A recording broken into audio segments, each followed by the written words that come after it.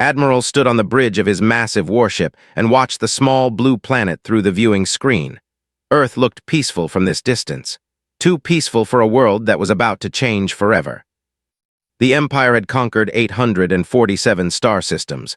This would be number 848. The process was always the same. Send scouts, study the local species, make an offer they could not refuse. Most worlds surrendered without a fight when they saw the power of the Empire. "Report," commanded his intelligence officer. Lieutenant Al pulled up the data on his screen. "The species calls themselves humans. They have one with about 8 billion individuals. Their technology is very basic, sir. They still use chemical rockets to reach their own moon. Their weapons are primitive kinetic projectiles. No energy shields detected." Nodded, this was even easier than he had expected. "What about their space fleet?" "Approximately 200 small vessels, sir. Most are cargo ships. Perhaps 50 could be used for combat, but they would not last long against our weakest destroyer." The Admiral smiled. The humans had no idea what was coming. His 3 scout ships had been watching them for weeks, hidden behind their advanced cloaking technology. The humans could not even detect them. "Sir, we are receiving a transmission from the planet," the communications officer announced. "Put it through." The main screen changed to show a human woman. She had dark hair and wore a simple blue uniform. Behind her could see what looked like a basic command center with primitive computer screens. "Greetings," the woman said in accented galactic standard. "I am Ambassador Sarah speaking for the United Earth Government. We know you are there. We would like to arrange a meeting." Was surprised, most primitive species could not detect Imperial scout ships. Perhaps these humans were slightly more advanced than the initial reports suggested. Still, it did not matter. "Very well," replied. "Prepare one of your vessels. You will come aboard my ship to discuss terms." The woman nodded. "We will send our diplomatic ship to your location. Please allow us 6 hours to prepare." The transmission ended, turned to his science officer. "Did they actually detect us?" "Unlikely, sir. They probably used basic probability calculations. If a new species appears in a system, scout ships usually arrive first. It was a good guess, nothing more." 6 hours later, a human ship approached the Imperial fleet, watched it through the viewing screen and almost laughed. The vessel looked like a metal tube with engines attached. It was barely 200 meters long and showed no signs of advanced technology. "No shields, no plasma weapons, no drives," his sensor officer reported. "They are using simple fusion rockets for propulsion. The hull appears to be basic titanium alloy." "Primitive," muttered. "Bring them aboard." The human delegation consisted of 5 people led by Ambassador. They looked around the Imperial docking bay with obvious amazement. Ship was 5 kilometers long and filled with technology that would seem like magic to these people. In the conference room, sat across from the humans. The room's walls displayed images of conquered worlds and Imperial battle fleets. It was meant to impress and intimidate. "Let me explain how this works," began. "The Empire is expanding into this region of space. Your world lies in our path. You have 2 choices: accept Imperial rule and become a tributary world, or be by force." Ambassador listened carefully. "What does tributary status mean?" "You will provide raw materials, agricultural products, and labor to the Empire.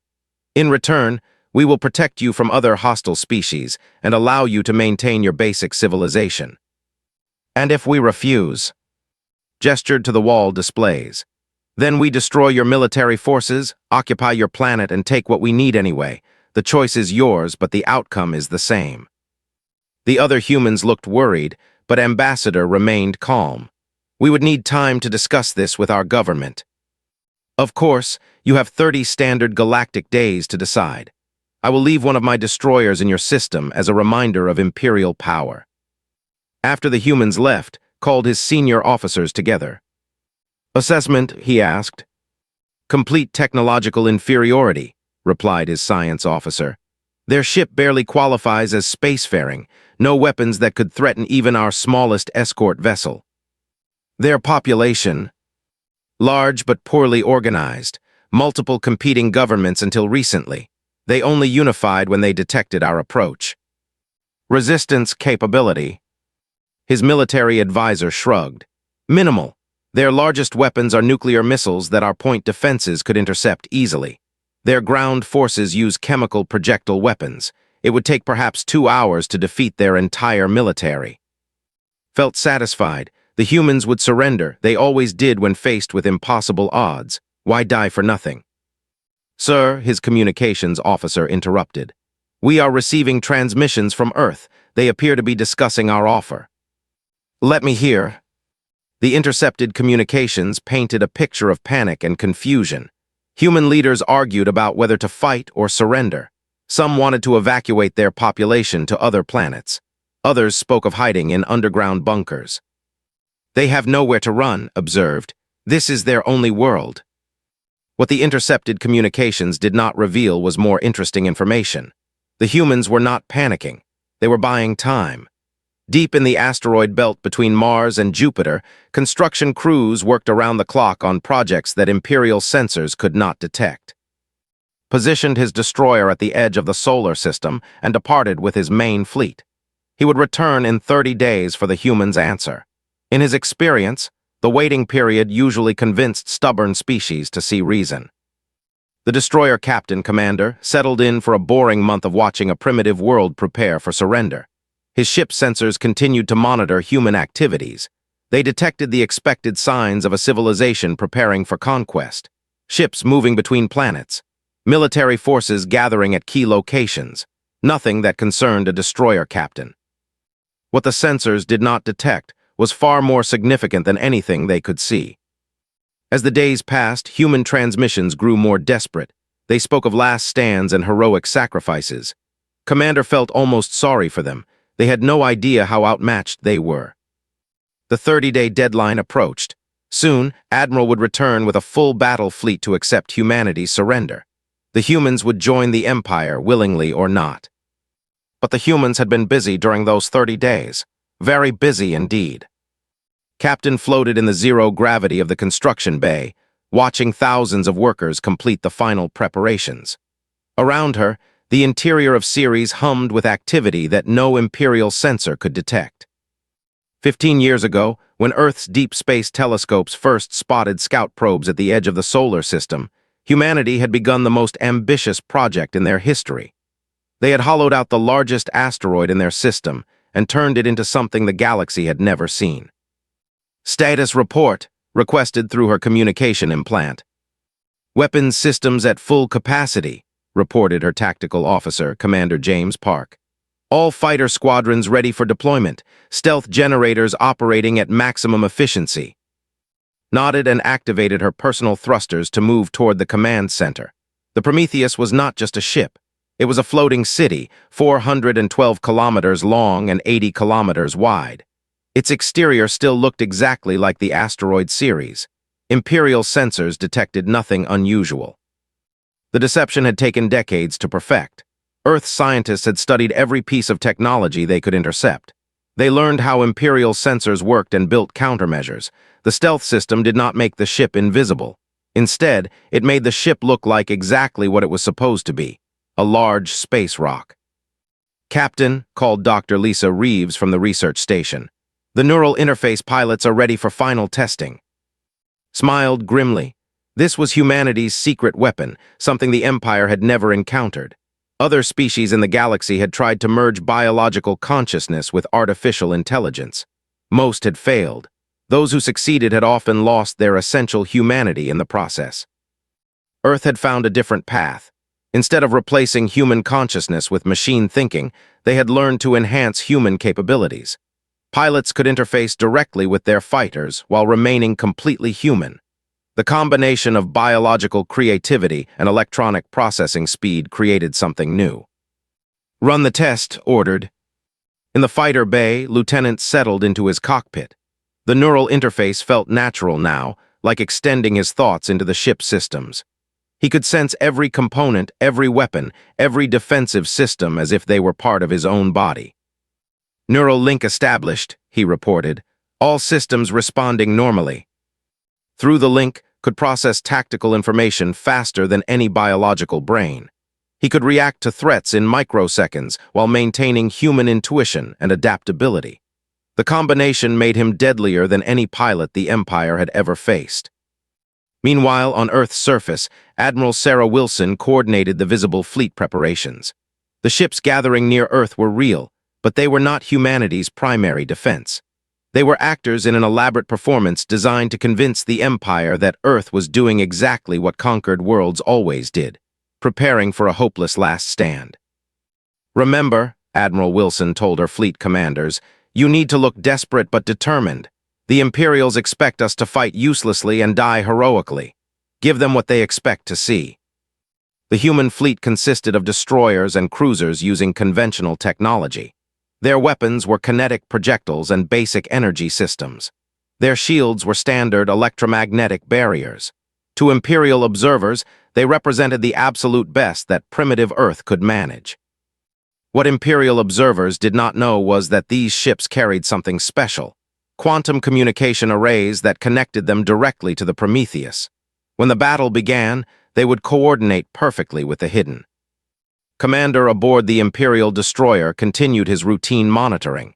His sensors detected the human fleet preparations and reported them faithfully to Admiral. Everything looked exactly as expected. "Human military assets gathering near there," he transmitted. "Approximately 47 combat vessels detected. Largest ship appears to be 800 meters long. Weapons signatures consistent with kinetic projectile systems. No energy shields detected above Class 2 level." The report confirmed Imperial expectations. Earth was preparing to fight with everything they had, which was almost nothing by galactic standards. What Commander's sensors could not detect was the massive energy buildup inside Ceres. The asteroid's rocky exterior absorbed and scattered sensor beams in ways that appeared completely natural. Behind that camouflage, the Prometheus was charging weapons that could vaporize planets. Dr. Reeves monitored the power systems from her station deep inside the fusion reactors operating at optimal levels. Zero-point energy collectors functioning normally. We have enough power to operate continuously for 18 months. The Prometheus used technology that pushed the boundaries of physics. Its reactors were based on principles that Imperial science considered theoretical impossibilities. Humanity had spent decades turning impossible theories into working systems. Reviewed the tactical displays. The Empire expected a simple battle. Their superior fleet would arrive, demonstrate overwhelming force, and accept human surrender. When Earth refused to surrender, Imperial doctrine called for a quick, decisive battle to crush resistance. "They will come in force," predicted to her senior staff. "Cannot afford to look weak after giving us 30 days to prepare. He will bring enough ships to guarantee victory." "How many ships do you estimate?" asked Commander Park. "At least 30 vessels, probably including heavy units. The Empire likes to demonstrate power." Was correct. Admiral had assembled a battle fleet designed to impress. 2 dreadnoughts, 8 heavy cruisers, 15 destroyers, and 5 support vessels. Against Earth's tiny fleet, it was massive overkill. The Imperial fleet approached the solar system exactly on schedule. Admiral felt confident and slightly bored. This would be the shortest conquest in Imperial history. "Human fleet detected ahead," reported his sensor officer. 49 vessels in defensive formation around there. Studied the tactical display. The human ships looked pathetic compared to his mighty fleet. Their largest vessel would not last 30 seconds against one of his heavy cruisers. "Open communications," he ordered. "Let us give them one final chance to surrender." Ambassador appeared on the main screen again. She looked tired but determined. "Admiral, this is Earth's final response to your ultimatum." Waited. Most species surrendered at this moment when they saw the size of the Imperial battle fleet. "Earth chooses to remain free," declared. "We will not accept Imperial rule." The transmission ended, felt disappointed but not surprised. Some species needed to learn the hard way. "All ships prepare for battle," he commanded. "Destroy the human fleet quickly. Minimal collateral damage to the planet itself. We still need those resources." The Imperial fleet moved into attack formation. Their energy shields activated and their plasma weapons began charging. Against Earth's primitive technology, this would be over quickly. In the asteroid belt, Captain received the final confirmation. "Imperial fleet has committed to battle. All human ships are clear of danger zones." She activated the general communication system that connected her to every crew member aboard the Prometheus. "This is Captain. Today, humanity shows the galaxy what we are truly capable of. Today, we stop hiding. All hands prepare for combat operations." Deep inside Ceres, massive machinery began to move. The asteroid's exterior started to crack and fall away, revealing something that would change galactic history forever. The battle began exactly as Admiral expected. The human fleet moved forward in a defensive formation that any Imperial Academy student could have predicted. Their ships looked brave but hopelessly outmatched. "Target their largest vessels first," ordered. "Make this quick." Imperial plasma beams lanced out across space toward the human ships. The humans returned fire with their primitive kinetic weapons. A few rounds actually struck Imperial shields, which sparked briefly before absorbing the impacts. "Minimal damage to shield systems," reported the tactical officer. "Human weapons are even weaker than projected." Watched the battle with growing satisfaction. This was proceeding perfectly. In another few minutes, the human fleet would be debris, and Earth would have no choice but to surrender. Then something impossible happened. Lieutenant Al stared at his sensor display in confusion. "Sir, I am detecting movement in the asteroid belt." "What kind of movement?" "Unknown, sir. One of the larger asteroids appears to be changing shape." Frowned. "Changing shape? That makes no sense. Check your sensors." "Sensors are functioning normally, sir. The object designated as Ceres is definitely moving. And, sir, it is moving toward us." On the main viewing screen, could see a distant speck that was indeed growing larger. As he watched, pieces of rock began falling away from the object like an egg hatching.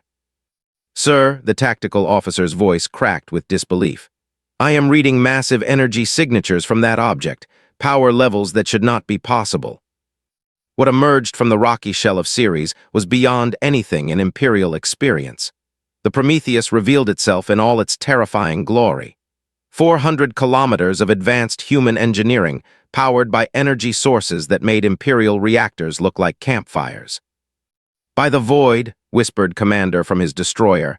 He had been watching the battle from a safe distance, but now his ship's sensors were screaming warnings. "What is that thing?" The Prometheus did not look like any ship in Imperial databases. It was not built for elegance or intimidation. It was built for one purpose: to win battles that could not be won. Captain stood on the command bridge, which was larger than most Imperial ships. Around her, thousands of crew members prepared for combat. The neural interface pilots were already connecting with their fighters. "All squadrons prepare for launch," commanded. The massive hangar bays along the Prometheus's hull began to open. What emerged was humanity's true technological achievement. The fighters were small by capital ship standards, but each one incorporated breakthrough technology that the Empire had never imagined. Lieutenant felt his fighter launch from Bay 7. Through the neural interface, he could sense his squadron mates around him. 12 fighters moved as one, sharing information at the speed of thought. "Titan Squadron launched," he reported.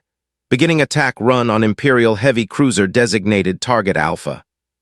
Admiral stared at his tactical display in growing horror. The readings made no sense. The human was not just larger than his dreadnoughts, it was larger than his entire fleet combined. "How is this possible?" he demanded. "Our intelligence said they had no advanced technology." "Sir, the human fighters are moving at impossible speeds," reported his sensor officer. "They appear to be using some form of micro-jump technology." The Imperial sensors were correct. Human fighters could make short-range jumps within a star system, something Imperial science claimed was impossible due to gravitational interference. Humanity had found a way to make it work. And his squadron materialized next to the Imperial heavy cruiser.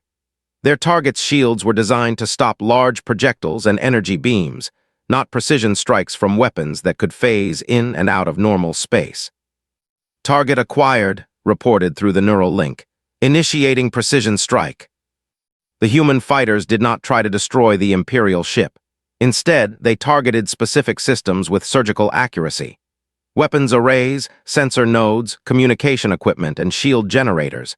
Each strike disabled rather than destroyed. Within minutes, the Imperial heavy cruiser was helpless. Its crew was unharmed, but their ship could no longer fight. Impossible, breathed Admiral. How are they doing this? His science officer was frantically analyzing the sensor data. Sir, their fighters appear to be guided by artificial intelligence, but the response patterns suggest biological control as well. They are using some combination of organic and electronic processing. What about their weapons? Unknown technology, sir. The energy signatures do not match any known physics. Across the battle space, more Imperial ships found themselves disabled by the impossible human fighters. The small craft appeared and disappeared at will, striking with precision that no biological pilot should possess. Captain monitored the battle from her command center. Status report. 7 Imperial vessels disabled, Commander Park replied. 0 human casualties. The enemy fleet is beginning to withdraw. This was humanity's greatest advantage. They were not trying to kill their enemies. They were demonstrating superior capability while minimizing loss of life. It was a message that could not be misunderstood. Admiral faced an impossible decision. His fleet was being systematically disabled by technology he did not understand. His ships could retreat, but that would mean admitting defeat to a species the Empire had classified as primitive. Sir, we are receiving a transmission from the human, his communications officer announced. Put it through. Captain appeared on the main screen. She wore a simple blue uniform similar to ambassadors, but her bearing was unmistakably military. Admiral, I am captain of the UES Prometheus. I believe we need to talk. You were hiding this ship, said, still struggling to accept what he was seeing. We were hiding 12 ships like this one, replied calmly. The Prometheus is just the first to reveal itself. The statement hit like a physical blow. 12 ships of this size and capability would be more powerful than most Imperial sector fleets. This is impossible, he protested. Your species was using chemical rockets 30 days ago. Smiled, no, Admiral. 30 days ago you saw what we wanted you to see. Humanity has been spacefaring for over a century. We have been watching your empire for 50 years. Watching us? Learning from you? We intercepted your communications, studied your technology, analyzed your tactics. We knew this day would come, so we prepared for it. The implications were staggering.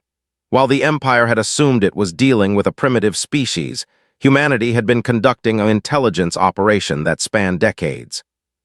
Why hide? Asked. Why not reveal yourselves earlier?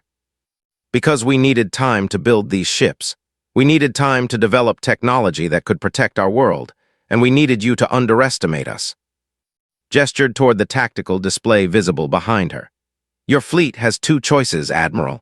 You can order your remaining ships to withdraw from our solar system, or you can continue this battle and discover what our weapons can really do. Looked at his own tactical display. Half his fleet was already disabled. The rest were hopelessly outmatched by technology they could not understand or counter. If I withdraw, the Empire will send a larger fleet. Then they will face larger defenses. We have been preparing for this war longer than your empire has existed. The truth was finally clear. Humanity had not been surprised by Imperial contact. They had been expecting it. Everything that had happened from first contact to this moment had been planned by human strategists who understood Imperial psychology better than the Empire understood itself. Admiral faced the most difficult decision of his career. Retreat would mean admitting that the Empire had encountered something it could not conquer, but continuing the battle would mean watching his remaining ships get disabled one by one. Very well, he said finally, we withdraw. As the Imperial fleet began its retreat, allowed herself a moment of satisfaction. The first phase was complete. Humanity had revealed itself to the galaxy, but the real test was yet to come. Admiral's retreat lasted exactly 17 minutes. As the Imperial fleet pulled back from Earth, emergency communications began flooding in from across the Empire. Fleet Command demanded explanations. Sector governors wanted to know why a primitive species had forced Imperial withdrawal. Emperor himself was reportedly furious. Admiral, his communications officer announced, we are receiving direct orders from Imperial High Command. We are to reassess the situation and re-engage if necessary. Understood the real message.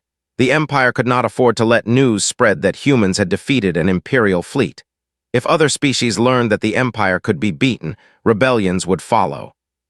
"Signal the fleet," ordered reluctantly. "We return to battle."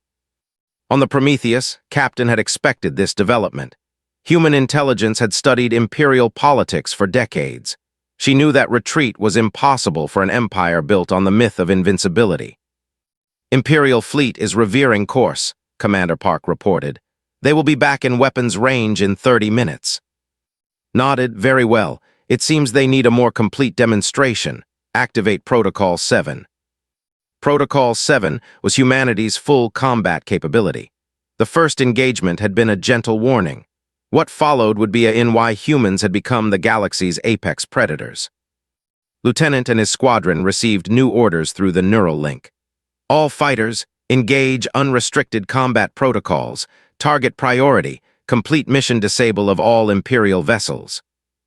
The difference was immediately apparent. Where before human fighters had appeared and disappeared at random, now they moved with perfect coordination. Squadrons of 12 fighters began operating as single entities, sharing sensory data and tactical processing through quantum communication links. Admiral watched his sensor displays in growing alarm. "The human fighters are moving faster than before." "Sir, I think they were holding back in the first engagement," his tactical officer replied. "These new movement patterns suggest capabilities we have not yet seen." The human micro-jump technology proved even more devastating when used at full capacity. Fighters could jump directly through Imperial shield barriers, strike critical systems, and jump away before defensive weapons could target them. But the real surprise came when the Prometheus itself entered combat. Captain had positioned her massive ship beyond the range of Imperial weapons for the first engagement. Now, she brought the forward to demonstrate its true capabilities. "Weapon systems, engage Point Defense Protocol Alpha," commanded. The Prometheus carried defensive systems that redefined the concept of point defense.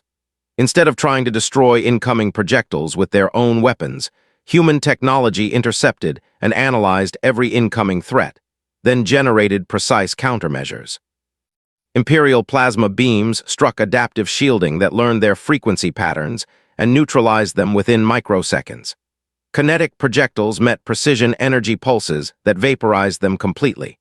Missiles found themselves targeted by defensive systems that could hit objects moving at 30% of light speed. "Impossible," Admiral whispered as his most powerful weapons proved completely ineffective. "How can they stop everything?" Dr. Lisa Reeves monitored the defensive systems from her research station. Shield adaptation running at optimal efficiency.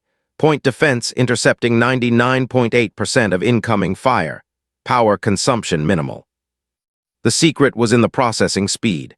Human neural interface technology allowed defensive computers to analyze and respond to threats faster than Imperial weapons could adjust their attack patterns. Every shot the Empire fired became data that made the next shot less effective. But defense was only part of the demonstration. Decided it was time to show what human weapons could accomplish. Tactical target the Imperial flagship.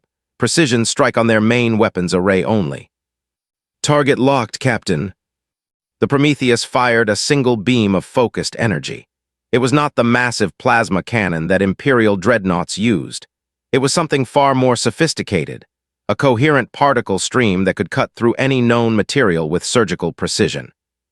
The beam struck Admiral's flagship and removed its entire weapons array without damaging anything else.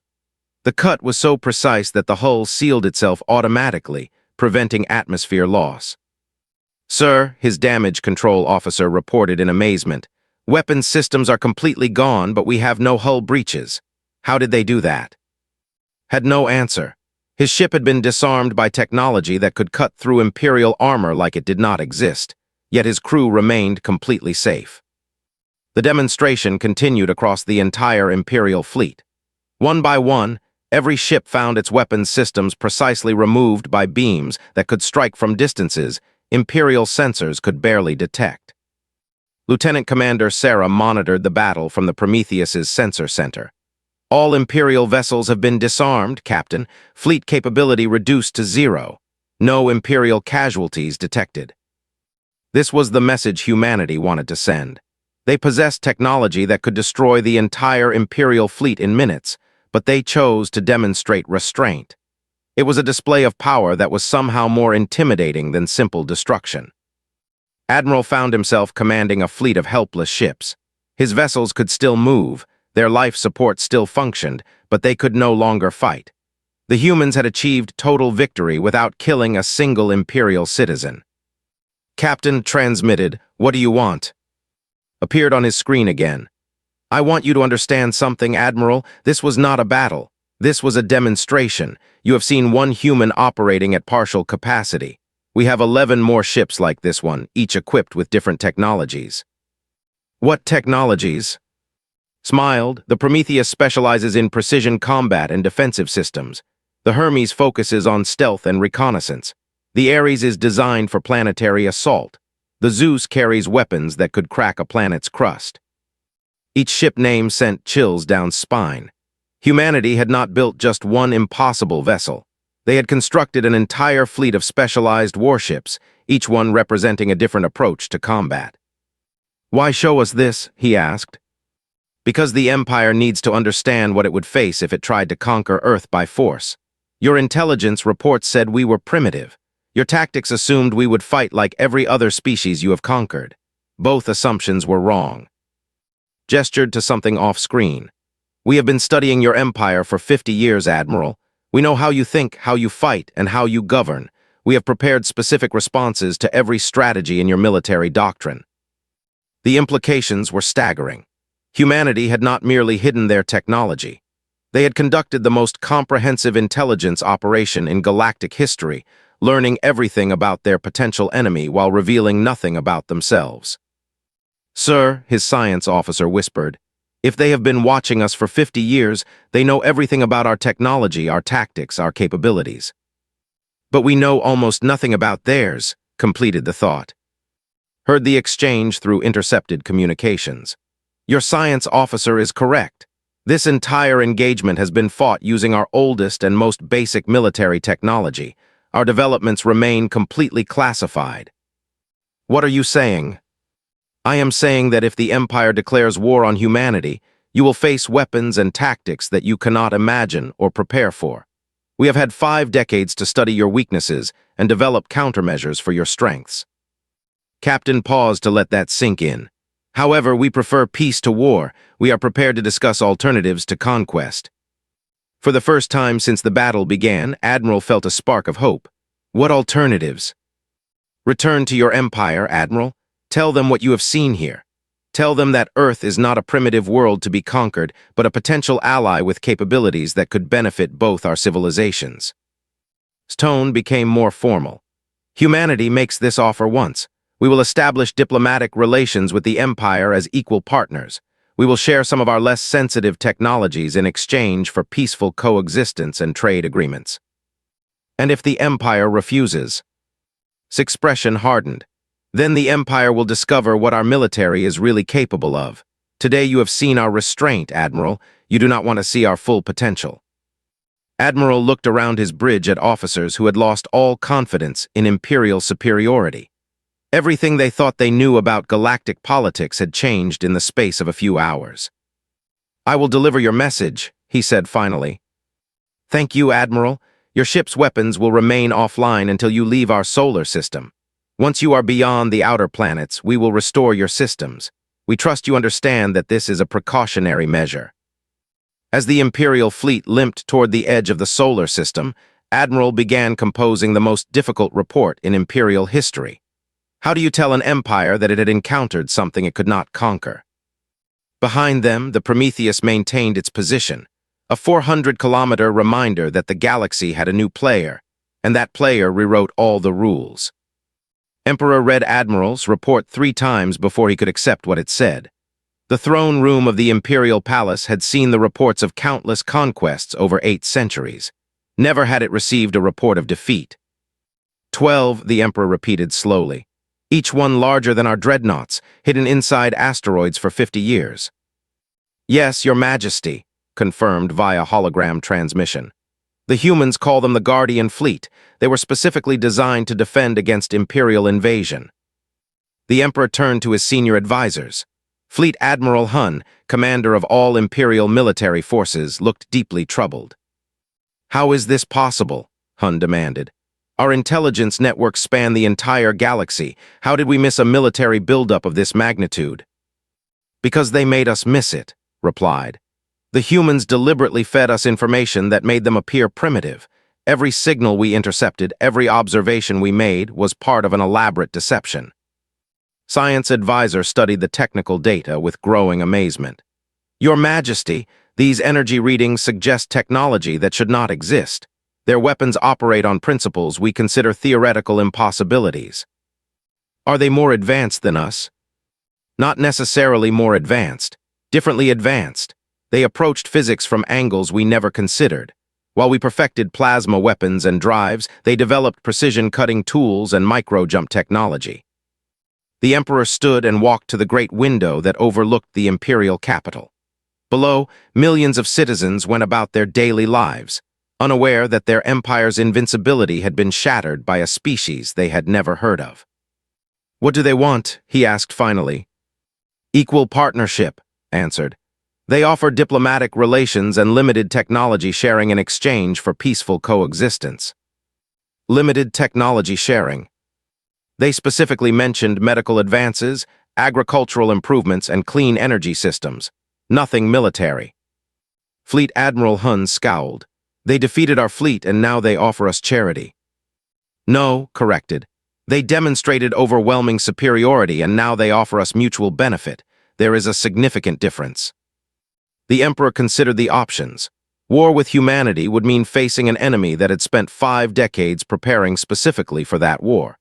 An enemy that possessed technology the Empire could not counter and tactics the Empire did not understand. "What do our other advisors think?" Foreign Minister Al stepped forward. "Your Majesty, we are already receiving reports from across the Empire. Word of the defeat has leaked despite our efforts to contain it. Several tributary worlds are demanding renegotiation of their agreements." "Rebellions?" "Not yet, but there is increased unrest. The myth of imperial invincibility was important for maintaining control." The Emperor nodded grimly. The Empire ruled through a combination of superior technology and psychological dominance. If other species believed the Empire could be beaten, maintaining control would become much more difficult. "And if we accept the human offer, then we transform a potential enemy into a potential ally. We also demonstrate that the Empire can adapt to new situations rather than relying purely on force." 3 weeks later, Ambassador Sarah stood in the Imperial Palace throne room. Beside her, Captain wore her dress uniform, the first human military officer to set foot on the Imperial. The negotiations had been surprisingly straightforward. Humanity wanted 3 things: recognition as an independent civilization, guarantee of non-interference in human space, and establishment of trade relations. In exchange, they offered technologies that could revolutionize imperial medicine, agriculture, and energy production.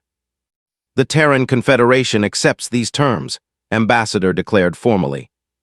Emperor signed the treaty with a stylus made from metals mined in distant star systems. "The Empire recognizes Earth and its colonies as a sovereign power." The ceremony was broadcast across the galaxy. For the first time in imperial history, the Empire had negotiated with a species as an equal rather than a conqueror. Captain spoke briefly to the assembled diplomats. "Humanity looks forward to peaceful relations with all galactic civilizations. We believe that cooperation serves everyone better than conquest." What she did not mention was that 6 more Guardian fleet had revealed themselves during the negotiations. The asteroid belt now openly showed a fleet that could challenge any military force in known space. The effects rippled across the galaxy faster than Imperial communications networks could contain them. On 100 worlds, species that had accepted Imperial rule began to question whether that rule was permanent. On the industrial world of 442b, the Saurian workers discussed the implications in their underground meeting halls. "If the humans can resist the Empire, perhaps we can as well," suggested Foreman L. "The humans had 50 years to prepare," replied his colleague. "We have been under Imperial rule for 3 centuries. But now we know it can be done." Similar conversations took place on mining worlds, agricultural colonies, and manufacturing planets across Imperial space. The idea that the Empire could be resisted spread like a virus through populations that had accepted subjugation as inevitable. Emperor recognized the danger immediately. "We need to demonstrate that the human situation was unique," he told his advisors. "Other species cannot simply copy their example." "How do we do that without revealing Imperial weakness?" asked Fleet Admiral Hun. "By showing that we can adapt. We offer improved terms to our most restless tributary worlds. We present the human alliance as evidence that the Empire rewards strength rather than merely punishing weakness." The strategy worked partially.